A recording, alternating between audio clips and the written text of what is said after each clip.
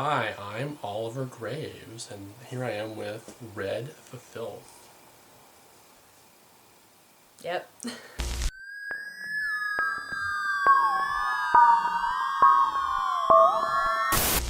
We didn't do any rehearsal. We didn't No. talk about what we were going to talk about.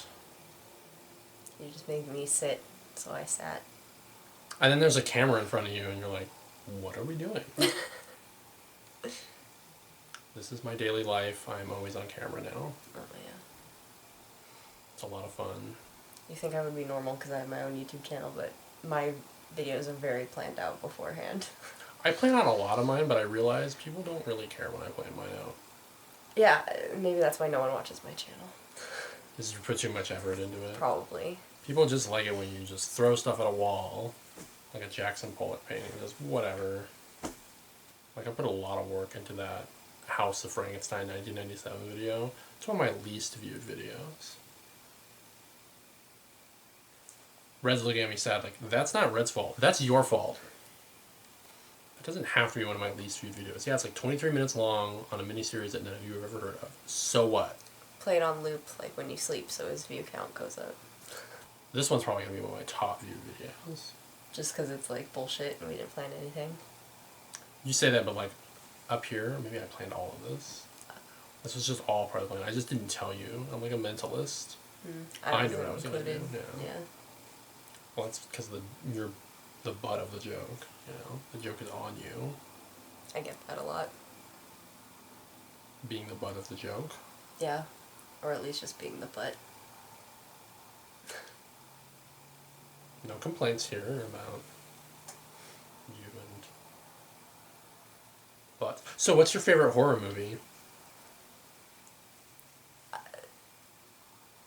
Hold for editing. I love a lot of horror movies. I mean, I'm not going to edit this, but I'm going to upload it as is. No, I figured. Is Planet Terror a horror movie? I mean, Sure. to me it's not. I would say it does fall into the horror genre. To me, it's like it's very campy as well. So I don't know, like It's a lot of things, yeah. Yeah, I mean, I love that movie, but I guess like I don't know. I like a lot of horror movies. I mean, I guess maybe one that I'm extremely obsessed with is like Trick or Treat. I love that one. I don't have any idea. It kind of gives you like a little bit of like Creepshow vibes, but they're all based around like Halloween. Oh, that's neat. Yeah, and my favorite story is the one that includes Sam, who is like this, I guess, little boy. I mean, we never really know. Like, he's kind of like, spoiler alert, I guess if you haven't seen it. But he's like this weird, like, kind of like pumpkin-looking thing, but he wears like a weird like sack over his head, and he like kills people, and he looks like a little kid. Like, it's really crazy. Like, I think any horror film that involves children is pretty terrifying. Because that's like the ultimate innocence is, you know, a kid killer. Yeah, Children of the Corn or... Oh, Children of the Corn is for sure one of those ones that creeps me out. That main kid, like, hell no, get the hell away from me. You are literally Satan's child, and not in the fun way. I tend to like the monstery horror movies. Oh, yeah. Like The Thing or Gremlins, grew up with Gremlins. 1 and 2. 2 is more of a comedy, like it's a parody of horror movies, because it's a parody of the first Gremlins movie, which is kind of like an insane genius idea to do for a movie. Like, well, people kind of made fun of the first one. Like, how did the Gremlins work? It was kind of silly and stupid. They're like, yeah, let's roll with that. Let's just go with it. They're silly, stupid, fourth wall breaking things. Well, they did the same thing with, like, Evil Dead. I guess Evil Dead's also in my... Evil Dead sort of changed, yeah. Yeah. I love Evil Dead. The first one was kind of a serious cabin-type horror movie. Yeah. And then you get to the third one, and it's... Yeah, they were basically really just like, hey, Bruce Campbell, go have fun, basically. Yeah, the third one's great. Yeah. I do love the third. It's also weird, like, is that a horror movie, or is that a fantasy? I guess sometimes, like, it can be multiple things. Yeah. It can be more than one thing. Yeah, I think so. You're not just locked into that genre. Yeah, I think that's kind of what makes movies like that really, really great, is because it's not, like, all just one thing. Because I like the original Predator. Yeah. And that's sort of a horror. It's, you know, it's similar to the Alien movie with Sigourney Weaver. It has, like, horror elements, but it is kind of an action movie. Yeah. But Predator's great. It's another monster. I love those kinds of things. I have another one. I always forget the name of it. It's like a one-word thing. But there's this really big monster at the end. Oh, it's gonna kill me. What does the monster look like? Just like almost like a big reptilian gorilla thing. At one point, it uses miniatures to have like people in suits run around as if they're like really small in someone's house. Is it the symbol, the sign, the well, or something? It's this 80s movie. Ugh. We're gonna cut that part out. That's not gonna be in it. Do you like other kinds of movies? I mean, I like lots of movies. Mostly, like, 80s and 90s movies. Like, well, in reality, like, if you put Rose McGowan in anything, Planet Terror, I will watch it more than likely. I love her. Even though I know that, like, she's going through stuff right now, so apparently she's, like, weird now, but I don't know. I like her as an actress, for sure, so. What do you think of Death Proof, like the companion film to Planet Terror? I think they're great. I mean, if you fucking have, sorry, am I allowed to curse? There's probably children watching, but yes, you're allowed to curse. Okay, sorry, children. But honestly, you let, like, Robert Rodriguez do his thing, and it's gonna be magic, so. Yeah, because him and Quentin decided to make this, like, 3-hour sort of experience. It was supposed to be sort of one after the other. I remember my friend went to go see it in theaters. He's like, after seeing Planet Terror, I was done. Like, it was like, I got what I wanted out of the movie experience. And then there's a whole nother movie. Oh, yeah. Because they blocked it together as Planet Terror and Death Proof. Yeah. Or the Grindhouse. Which, it was sort of, for people that don't know, that was their experience with movies. Because they used to be done in a different way. The way movies sort of were shopped around and cycled around to drive-ins or dive-like theaters, the smaller theaters. They had these B films, and you'd see a lot of double features, and that's what they grew up with, versus I grew up with stuff on TV. So I feel like in a few years there's going to be some meta director that's going to make movies like they were on TV. On TV? Yeah, they're going to like put commercials in, they're going to like edit out, they're going to like fuzz things, they're going to dub over the lines. Like someone will be like, that guy was a real rascal. Like, yeah. Be like he's mouthing asshole or something. Because that's what I grew up with is, you know, we watched heavy metal. Oh, yeah. He had me watch heavy metal. You say that like it's... Well, no, it was great. Like, the art was really great and stuff, but it was, a lot more nudity than I was expecting.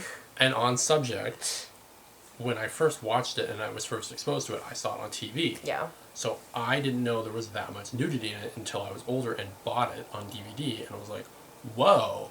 There's really no, like, swear. I don't think there was, like, maybe a swear word in it, but there really wasn't. I honestly don't remember any swearing, yeah. Yeah, but there is blood and there is nudity. Yeah.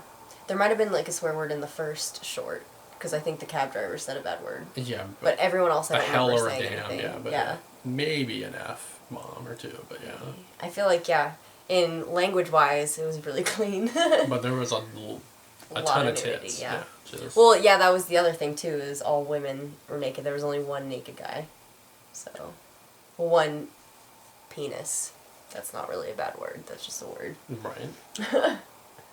But again, like... Not equal opportunity. No, it's the male-driven fantasy dream. No, 100%. One guy, like, gets big muscles and then has sex. Yeah. That's that's how he saves the world or whatever it is, by basically, like, having sex, kind of. Yeah. I like the animation, I like the monsters and everything, but yeah, again, that's the TV exposure. They're different movies sometimes when you watch it on TV than you watch the real movie. It's interesting how editing and censorship can change things. This fine flower. This complete breakfast. I love Fruit Brute, my new fruit-flavored cereal. I love Count Chocula. I love Frankenberry. But new Fruit Brute has fruit-flavored sweeties for the howling good taste of fruit. And it's a monster mystery riddle. Watercolors not included. Reveal the hidden pictures that are your clues for solving the monster riddle. One monster mystery in specially marked boxes of the monster cereals. Breakfast Club I saw on TV first, and it, like, seeing it, and then when I saw it, like, in real life, I realized, like, how, like, many, like, bad words and how many, like, suggestive whatever things there are. The thing that stuck with me the most is when John Bender says, "Did you slip her the hot beef injection," or whatever. The TV edited version is, "Did you show her hot love and affection?" that has stuck with me, like, since the first time I saw it. Like, that made me laugh hysterically when I found out what, like, the real word was, or real line. It made me laugh a lot, because it has the same connotation to a certain degree, but obviously the vibe is extremely different from, like, blunt, hot beef injection to love and affection. I remember an edit of, have you seen Mallrats? Yes. So, like, in the beginning of Mallrats, I think it's Jason Lee, he's talking about his breakup, and the character, I guess, was receiving oral sex from her. And do you remember what happened, what the dialogue is? Mm-mm. The movie is he's having that happen. She is performing oral sex on him, and he farts. A little off-putting to his partner. So, farting, yeah, that's no good. And he's like, well, I was really relaxed at the time, and just, he let it out. Like, whoops. The TV edit, apparently farting... Oh, it's not allowed? Not allowed. Since when? So they left that scene in, though. So blowjobs are okay, but farting is not? It was still very much implied that was going on. Yeah. I think that was also still edited. Instead, he vomits. To me, that's They more... leave in, I was feeling very relaxed at the time. So you vomit when you're relaxed? I have never, there's, laid back. Well, Blech. I almost feel like saying you vomited is more offensive than farted. Yes. In my opinion, yeah. Absolutely. They made it worse. Like, you would think they would take out the whole, like, joke or the whole story or whatever because it's about blowjobs. But no, that's allowed, but not farting. Right. That's really sad. I would for sure rather have someone fart while whatever than vomit.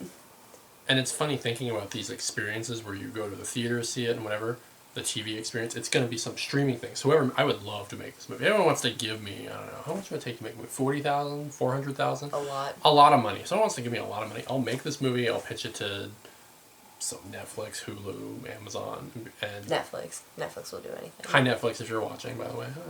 They're not watching. No. But I would probably have different versions where there's different edits. You know, like someone might download and like you wouldn't know which version you're going to get. So you would get, maybe you get the line that says farting because that network allowed farting. But then maybe you get the scene where he says vomiting because that's what they went with. Yeah. And there'd be commercials too. There would definitely be probably like every 20, like not full, not just like overloaded. Wanna go psycho with me, Elvira? Here at the Bates Motel. Look for me wherever they sell mug root beer. And enter the Go Psycho with Elvira contest. You can be my guest at Universal Studios in Hollywood for a monstrous bash at the Bates Motel. Shower anyone? This Halloween, go psycho with Elvira and win a party with mug root beer and me. I love my mug. I love it. That kind of slightly gives me, like, Ren and Stimpy vibes. Because remember Ren and Stimpy had their own, like, commercials? Mm-hmm. Yeah. But when you watch something streaming now, there's no commercials. There's no, like, added tension. In my review of House of Frankenstein 1997, that only, like, 100 of you watched. Thank you to the 100 of you that watched it. I talked about how that's a 3-hour movie, but even more with commercials, and how they seem to rely on that extra gap and that extra padding to kind of like what's going to happen next. And that's gone and lost now. It is, in a way, an art form. Yes, it's advertising, it's selling, it's corporate, it's all that money stuff. But it was part of the art of, we'll be right back.